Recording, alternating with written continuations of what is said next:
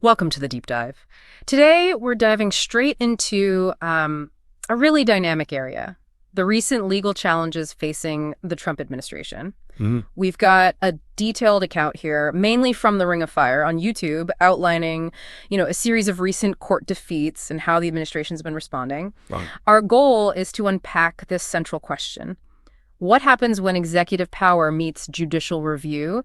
And the courts basically say, hang on, let's take a closer look. Exactly. It's fundamental, isn't it? This idea of checks and balances. And what we're seeing unfold really gives us a compelling picture of that principle in action. The judiciary is actively scrutinizing what the executive branch is doing. Yeah. And our source gives us a pretty immediate sense of the reactions to that scrutiny. Okay, so the Ring of Fire transcript really emphasizes a busy week for the Trump administration in court, focusing on several defeats just in the last week or so. Can you walk us through some of those specific cases the source mentions? Sure, certainly. So the timeline kicks off last Saturday morning, according to the info we have. A judge made a ruling about Elon Musk and getting access to Treasury payment data. Okay. Now, the presenter on Ring of Fire mentions this alongside Doge teenagers, which is kind of a colorful aside. Right, yeah. The details aren't really spelled out there. But the key thing is the court ruled against granting that access. Right, okay. So that's the first one. Then moving into the week, specifically Monday, it sounds like there was a whole bunch of legal setbacks, like 3 in one day, the transcript says. That's right, 3 on Monday. First, a judge ruled against the administration's plan to send migrants to Guantanamo Bay, Gitmo. Ah, Gitmo. What's interesting here is that it suggests a legal challenge, either to the administration's basic authority to do that, or maybe the specific methods they were planning to use. Gotcha. And then there was something about federal funds. That bit stood out in the transcript about them being unfrozen. Yes, exactly. The second Monday defeat involved a judge finding the administration was actually violating a previous court order. Oh, okay. Apparently, that earlier order had told them to unfreeze certain federal funds, and this judge determined they just hadn't complied. It really shows the practical power the courts have to enforce their decisions. Yeah, absolutely. It's not just about making a ruling. Right. It's about making sure it's actually followed. It definitely underscores that court orders have real teeth. And the third setback on Monday dealt with a really fundamental issue: birthright citizenship. Indeed. Yeah, the transcript says a judge rejected an executive order related to birthright citizenship. And what's particularly notable here isn't just the rejection itself, but that the judge explicitly based it on the 14th Amendment. The constitutional basis. Exactly. It really signals the judiciary's role, not just in checking specific actions, but in upholding the sort of basic framework of our government. That has big implications for how future executive orders might be looked at. What's really striking, though, is the claim in the source, quite a bold claim, that at least up to this point, the Trump administration has not won a single case when its executive orders have been challenged. That's pretty significant. It is a strong statement, and it's important we also mention the caveat the presenter includes. Often, these defeats are temporary pauses, injunctions, Right. They're put in place while the courts take more time for review, or maybe while a full trial is pending. So, yeah, while the administration hasn't won these initial rounds, the legal fights are often far from over. So, hold on a minute, from the court. Precisely. The court is saying, wait, we need to really examine the legality here before this goes any further. But that said, the sheer number of these initial setbacks does suggest the courts are taking a very close look at these executive actions. Okay, so the courts are definitely pushing back. And probably not surprisingly, the administration's too happy about it. The transcript mentions the string of defeats is starting to piss him off, meaning Donald Trump. And we also see mentions of Elon Musk and Vice President J.D. Vance reacting concerning the judiciary. What did they specifically say or do, according to this source?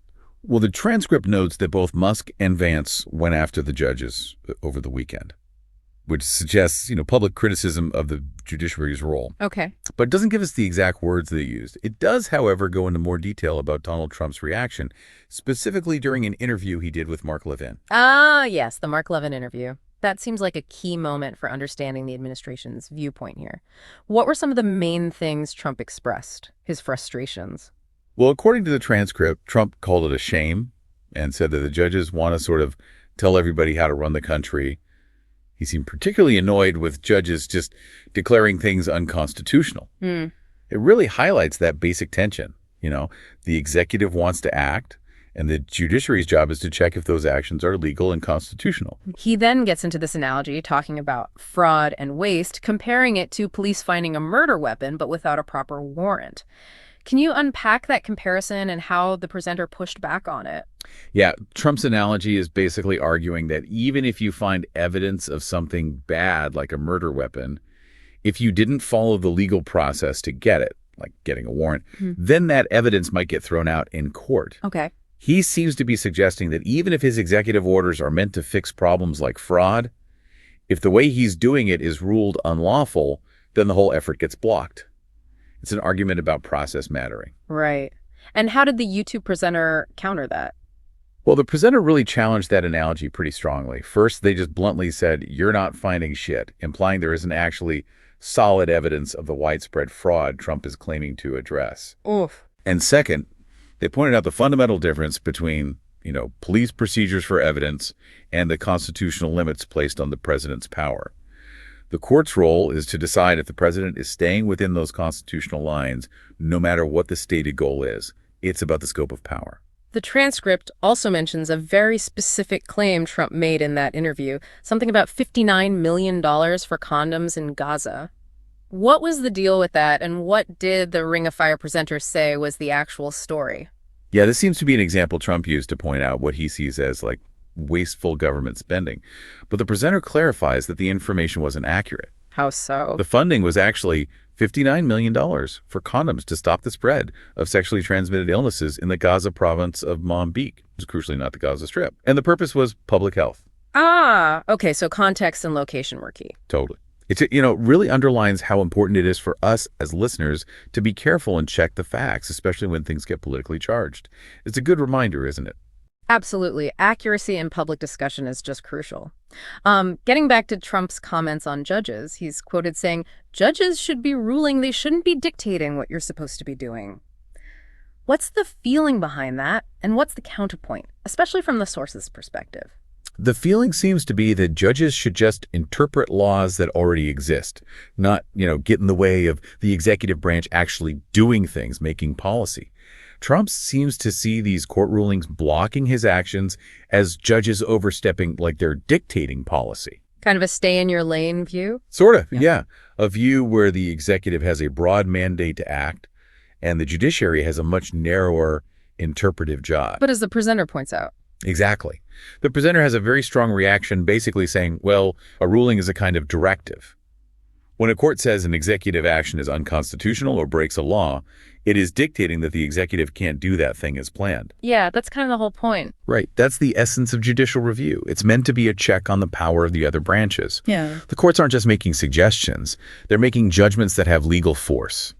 The transcript wraps up with a prediction from the presenter saying the Trump administration is likely going to holy hell on these judges.